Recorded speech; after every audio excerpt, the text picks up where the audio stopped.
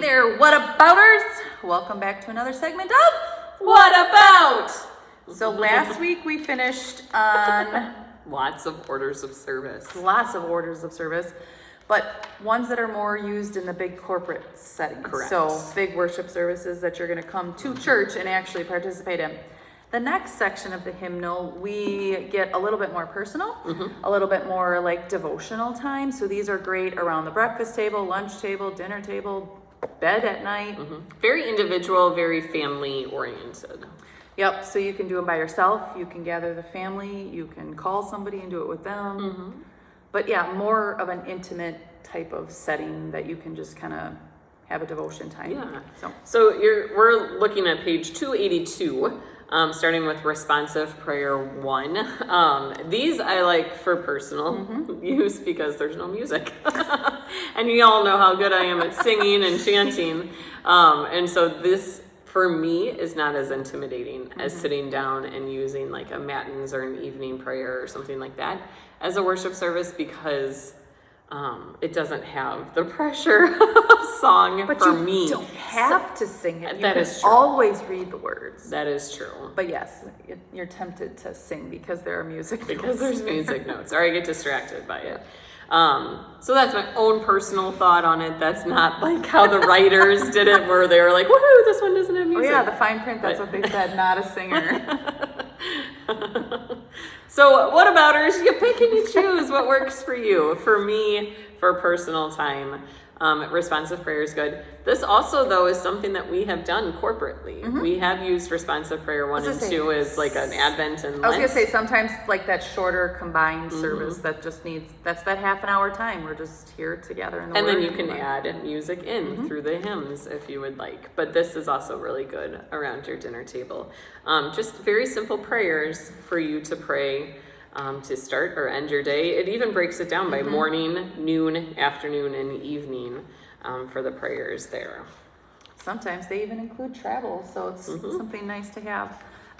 So after we have responsive prayer 1 and 2, we get into the litany, which is another good back and forth, just small devotional time together with your family.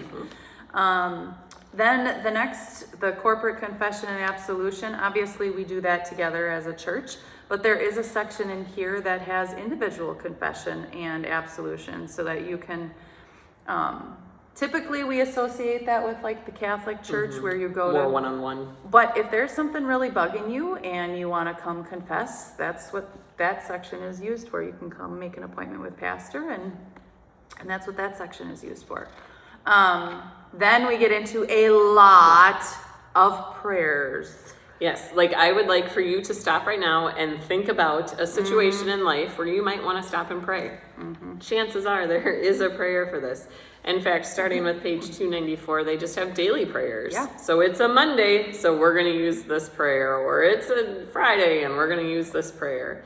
And then again, it has something laid out for depending on what time of day you are sitting down to do this particular devotional, whether it's morning, noon, evening, close of day. So if you ever doubted how much you're supposed to be in prayer or how strong your prayer life should be, just pick up a hymnal, because it is very important to be talking with God, to be in the Word, to be praying. And you don't even have to be an expert at it, because even if you feel you can't pray, look in this book and they are all right here. After the daily prayers, then we get into the lectionary, which is the readings for every single day of the year. You start with the time of Easter and you go through the time of the church, and you start with every single day they have on there. You can find a couple of Bible readings for every day of the year, and then you can find a prayer for everything. Yeah, so page 305 includes these prayers, and you can, just sit down and look through them and see what they have. They have ones that are great for the church. It talks about prayers that we can include within our worship for like our enemies, for persecuted Christians. There's prayers in here for women's organizations, for men's organizations. Look, there's even calling a pastor. there's a prayer in there for calling a pastor and calling faithful church workers.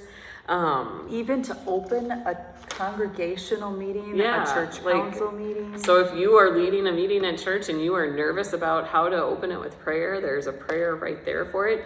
But then there's prayers in there for more of your everyday needs. So there's prayers for divine guidance. There's prayers for studying the word, for times of temptation. There's even Controlling your tongue. Yeah. I need that. There's prayers for a lot of different things, whether it's for the civil side, whether it's for the home. There's pretty much a prayer for anything. We're talking like 15 pages of prayers on specific topics. And then to wrap up the prayers, we get into the small catechism. So just a couple of things from there. We've got the Athanasian Creed, then we've got the commandments and their meanings, the Lord's Prayer, articles, all of that fun stuff, the different petitions, holy baptism, all sacrament of the altar. We even have Christian questions with their answers.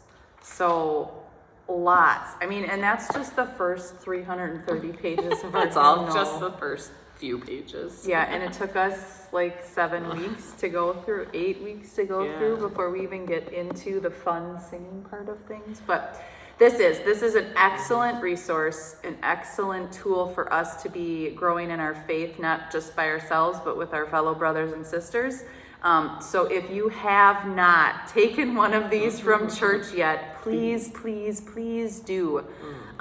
Because it has just so many resources for you. And it's all done. I mean, it's right here. We have had dedicated brothers and sisters that have worked hard on this. It's biblical foundation. So it's all right there. Yeah, I know it's really tempting sometimes to go find the flashy devotion book or the cute one or the one that's like, being sold to us through an online store or in a physical store. But I mean, if you either can't afford that or if that is something that's leading you astray, this right here is a resource that you can use. You really only need one resource, which is the Bible. But the second resource you should have in your home is the hymnal. So make sure you take one. Absolutely. So now, as you've noticed, there's still a big section of the hymnal that we haven't touched on. My favorite part. No, just kidding. It's all my favorite part, but it's really my favorite part. So we are going to look at the hymns, and no, we will not go hymn by hymn. That would be fun, though. Oh gosh, can you imagine? That one church in Michigan did that Yeah, during they did. lockdown. They played one or entire two hymnal. stanzas from. I'll have to link it in the comments next week. Yeah. But every hymn in the hymnal. I don't remember how many hours that poor organist was at the organ, but it was a cool experience was really to be neat a to part of. We followed it in the office. What a great experience. But next week we're going to start talking about some of the hymns and just what they're used for and the different layouts that they have.